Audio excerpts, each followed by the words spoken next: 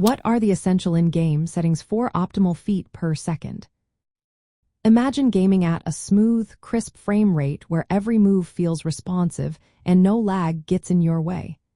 That's what finding the right in-game settings can do for your experience. To get there, start with your resolution. If you're playing on a monitor with 180 Hz refresh rate, sticking to 120 frames per second is ideal. Lowering your resolution from 4,880 pixels to 1,280 can give your graphics card a break and boost your feet per second. Next, look at texture quality. High textures look great but demand more memory and processing power. Dropping from ultra to high or medium textures can free up resources without making the game look too bad. Shadows are another big factor. Shadows add realism but are very demanding. Setting shadows to low or medium can make a noticeable difference in feet per second. Reflections and water effects are also heavy on your system. Turning off reflections or lowering their quality reduces the calculations needed, giving you a boost. Anti-aliasing smooths jagged edges but can slow things down. Using lower levels or turning it off altogether helps performance. Ambient occlusion and global illumination add depth and realism but are taxing. Turning these off or setting them to low can free up processing power.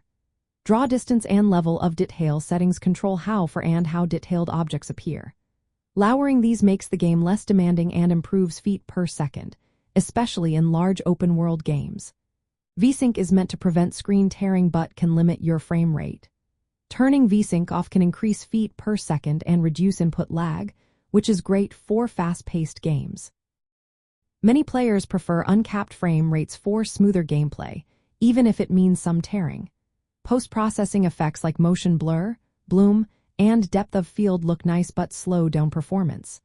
Turning these off or reducing their quality helps keep feet per second high.